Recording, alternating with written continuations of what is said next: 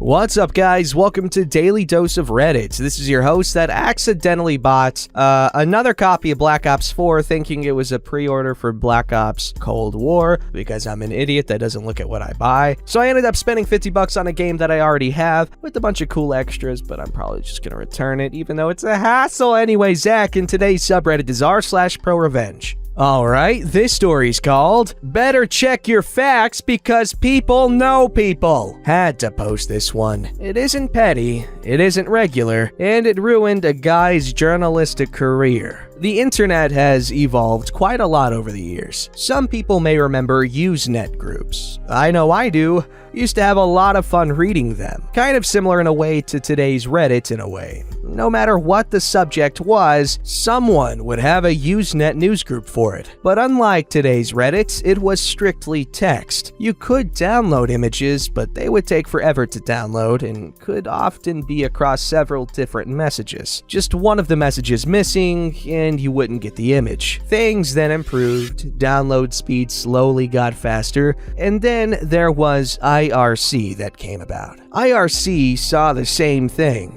There was a chat room for anything and everything, and if there wasn't, you could clearly create it. If you were to try to watch a video over the internet back then, it could take you a couple of hours to download a music video. You get the idea. This is important for the context of the story. I was a writer on a couple of wrestling newspapers during the mid to late 90s. We only published our newsletters online. You could have it emailed to you or go to a website to read it. Think we hosted on GeoCities or Tripod. Both wrestling newsletters were independent of each other, and I used different nicknames on each. One was more a review and preview newsletter, where we would post reviews of the most recent shows and events, talk about current feuds, and talk about what we may think will happen in the next big event. The other newsletter was a news and rumors newsletter, with a few fun puzzles and competitions thrown in to keep things interesting. At the time, you had a few big-name wrestling news and rumors websites and a handful of small ones. I was a writer on one of the small ones. Sometimes we would get news and rumors from the big-name websites,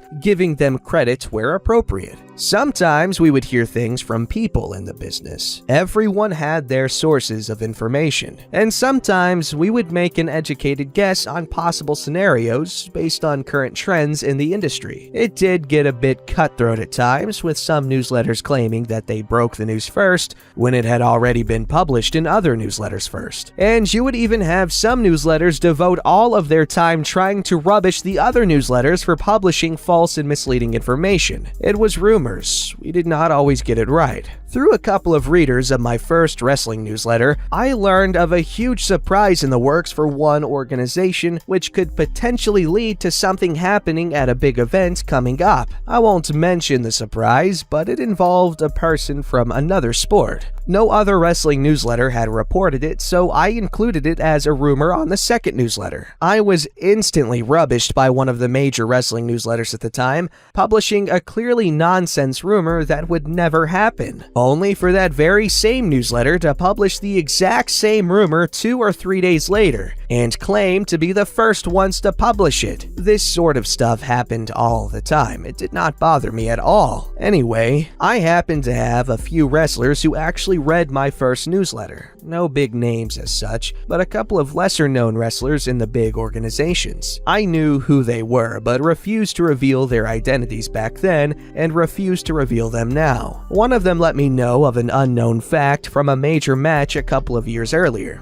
It was to do with an injury that happened during a part of a match. This fact had never been published anywhere else at the time. I mentioned that I wrote for another wrestling newsletter that dealt with news and rumors, and asked if I could repeat the information. The wrestler said sure, but not to credit him. So I go ahead and publish the rumor. Straight away, I had another smaller wrestling newsletter say that it was nonsense. They said that it was impossible for the match to have continued had the injury happened. They then started a smear campaign on the second newsletter. I was getting spam emails constantly, virus attempts originating from the competition. The competition even went so far as to claiming that they had the full story of my wife of 10 years working as a hooker. Don't ask. They were trying to find anything to smear me with. There was more sinister and disgusting stuff, but I won't write it here. Why it got so personal, I do not know, but the funny thing was that at the time, I was a 22-year-old single university student, and if I had a wife of 10 years who was working as a hooker, I would have had to marry her when I was 12. But his smear campaign was working. Our readership dropped by nearly 50%. It was time to get some revenge, although I had no idea just how far the revenge would end up reaching. Firstly, I approached one of the bigger wrestling newsletters. They would often run ads at the bottom or rear of their newsletters for affiliated newsletters. I organized a new affiliation with them, removing an affiliation they had with the competition. Small potatoes. I started promoting the second newsletter heavily on Usenet in some of the wrestling groups, which ultimately led to an increase in our email subscription base, greater than it was before his smear campaign. This negated any effect that his smear campaign had, but I was hungry for more. I wanted to shove it where the sun don't shine. So I contacted those wrestlers who read my first newsletter.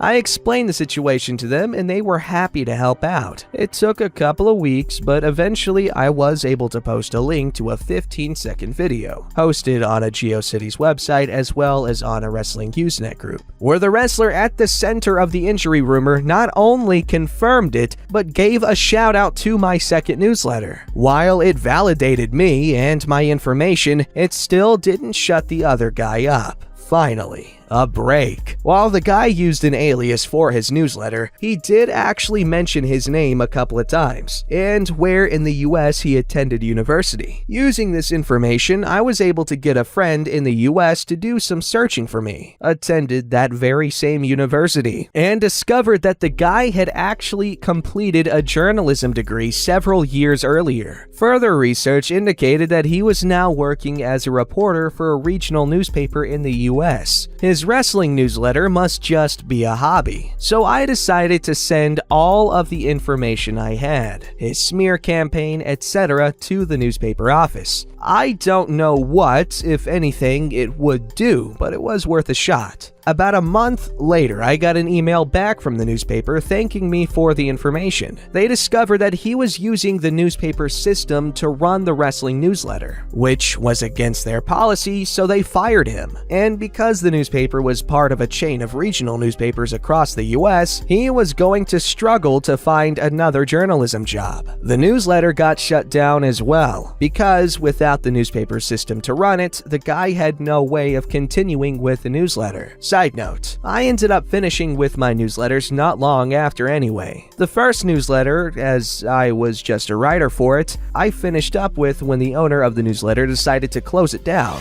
He didn't have the time to devote to it due to work commitments. The second one, I started off as just a writer and contributor, then took over their competitions, then eventually took over their whole newsletter. Original owner didn't want to do it anymore, but in the end, I was finishing up at university. I had to move on with my career, so I closed it down. Wow, that was quite the story. Is this like WWE wrestling? Because that is the wrestling I might have kept up with at the time. Wait, when was this? Wait, no, late 90s. I was born in 99, so that doesn't count. But anyway, I used to be big into wrestling, so this is pretty cool. And it's really cool to read about people in the stuff they would do in the 90s on the internet, because it's a very, very different thing now. Alright, this story's called Jackass Manager Gets His Comeuppance. Entirely too many years ago, I started to work at a fast food company. Let's call it Southern State Not Baked Poultry. Southern State Not Baked Poultry wasn't a bad first job. I was 16, and the assistant manager at that location was my best friend's stepdad, so we took what was tedious and menial and tried to make it fun. He was actually a really good manager and genuinely cared about the people who worked for him. We would do silly stuff before the store opened while we were doing prep. He would have music playing loudly from his office. As long as everything got done and done well, he really didn't care if we had fun doing it. We'll call him Larry. This story is not about him though. This story is about our store manager. We'll call him Tim. Tim was the exact opposite of our assistant manager. Everything had to be taken seriously. Fun was outlawed. I genuinely hated working with Tim. Tim was an egocentric, power-hungry, petty little man with delusions of grandeur because he was a manager for Southern State Not Baked Poultry. Tim's approach to managing was to work the employee until they burned out. When they did, fire them and hire someone else. Needless to say, morale when Tim worked was in the garbage. Tim hated that crews would prefer working with Larry instead of him. He hated that crews had fun when Larry was working. He hated that our store's numbers were always better when Larry worked. Mostly, he just hated everyone. But one thing that he absolutely hated was a silly little thing Larry did. If it was before the restaurant opened, he would stick his tongue between his teeth and lower lip and shout out a "Ha!" name to whichever employee had just walked in. It sounded absolutely ridiculous. I would always do the same thing back, which ended up sounding something like, "Ha, Wowie!" A perfect example of what an ass Tim was is this. There was a young woman who, due to a variety of stressors, attempted to commit, after a particularly grueling shift working with Tim. After she had recovered, she came back for her last paycheck. And Larry was working. Not a coincidence. She called the store to find out what day he was working. So Larry sat her down in the lobby, bought her lunch, brought her last paycheck out, and sat and talked with her for about an hour. It was after the lunch rush, and he had the time. So he made sure she was doing okay now, talked about whatever she wanted to talk about. By the time she left, she was smiling, but had tears on her cheeks. She had never had someone just sit and listen and let her talk out everything that was going on. Well, the next day, Tim had come in and hauled Larry into the office. His words, and I can quote them exactly because the office was a tiny little cube with no ceiling, just a place to stash paperwork and a computer, were, "The next time the sad, horrible thing Queen comes in, tell her to do it right next time." So now you have a clear picture of exactly how petty and vindictive this little man was. Here is where the revenge starts. We were scheduled to have the regional and national bigwigs for Southern State Not Baked Poultry come through our area for an annual inspection. Tim had his eyes set on being one of those bigwigs, at least for the region. Why wouldn't he be? He did everything by the book. That automatically made him a good manager, at least in his eyes. Everything had a checklist and a procedure and a set of written instructions in the book. And if you couldn't meet the expectations set forth in the book, well, Tim would yell at you and berate you, because that's how a manager manages, you see? Well, before the bigwigs got to our store, we knew what day they would be coming. Several of us had agreed that on the day they had come through, we would all screw up just enough to get Tim to blow his cool. Because our regional manager and the national bigwigs all believed that Southern State Not Baked Poultry was a family company and that employees were valuable team members. The day in question arrived, and the bigwigs were there for their big tour. Whoops! One of the fryers hadn't had the oil replaced last night. Oh look! The shaker table hadn't been cleaned. Darn it! We've got way too much coleslaw made up, and we won't get through it before we have to toss it. Crap, we don't have enough poultry in the cooker to fulfill the lunch rush. Man, someone forgot to preheat the second cooker. You get the picture. After the second time I took a minute too long to get a basket of poultry into the cooker, Tim absolutely lost his dookie. Yelling, cursing, throwing things. He actually physically pushed me away from the breading station in the middle of the lunch rush, while the regional manager and several bigwigs from National stood there, while we had a line of several people deep at both cash registers and a lobby full of people eating. Tim stood there, gulping like a fish. His mouth was moving like he was trying to say something, but no sounds were coming out. The room was absolutely quiet, other than the beeping of a fryer that was done. I looked at Tim. This was the moment we had all been gearing up for. I looked down at where he had pushed me, a set of handprints in flour on my chest. And I cut loose into him, yelled at him that I quit, took off my apron and threw it at him.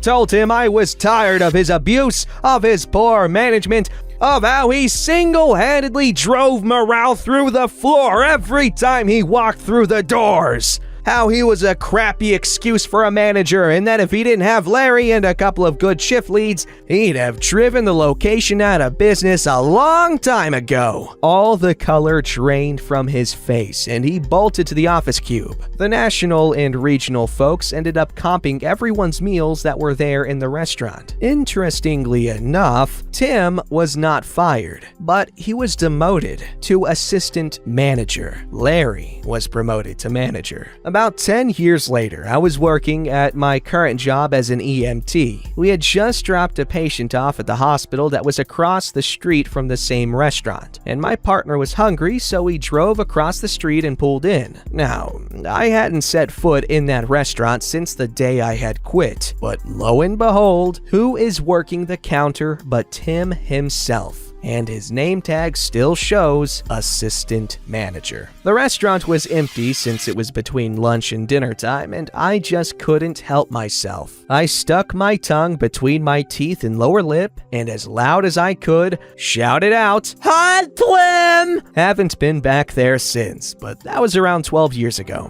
I'm willing to bet he's still just the assistant manager there. That's a pretty satisfying revenge. That was a really good ending too. Hot Twin! I love that so much. Good revenge. Thank you for sharing. Okay, so lately, you know how I like to do the whole wholesome story at the end of every revenge episode. Well, that's hard, as you know. I've complained about it a lot because I complain about things. It's what I do. Anyway, this time I actually do have a wholesome story for y'all, and it's called, no, it's an Ask Reddit thread, but it's a response to a question that is, what's the most wholesome experience you've had with a stranger? And here is a comment from that thread. I was in the hospital, knowing I'd be there for at least a week and possibly more. I was sick of hospital food, so I went downstairs to go across the street to the hospital subway. I was pretty far back in the hospital, 6th floor, back side of the building, labyrinth of staircases and hallways to get out the front door. The walk from there to subway took almost 15 minutes, even though it was just across the street. I waited in line, got up to the counter to order, and realized I'd left my wallet in my room. I ordinarily keep my wallet in my back pocket, but there was no need to in the hospital since I was in my bed most of the time. I was exhausted mentally by that point from the stay, told them I'd forgotten the wallet, and turned to make the trek all the way there and back again. All of a sudden, a nurse behind me bought my food for me, saving me the trip and the money. I thanked him profusely. That was years ago, but I will never forget that act of kindness. That is so nice! Good guy, nurse. I remember back when I was a little kid, I was on a plane ride from Oklahoma to New York. The plane had TVs in them, and to access them, you needed to use a credit card, and I kept asking my mom to, come on, it's only a couple of dollars, and she's like, no, your dad's gonna get mad. And I'm gonna be like, come on, and I wouldn't shut up about it. And then the lady next to us, she was like, oh, I got it, and then she did it. And at first, I thought it was nice, but looking back a few years after that, I was like, oh, she was probably just freaking annoyed with me. But regardless, she did something really nice, and I appreciate it because I had a lot of fun, because that was the first time I'd ever been on a plane with a TV. Moral of the story, don't sit next to kids on planes. Don't forget to like, subscribe, and hit that bell to never miss an episode.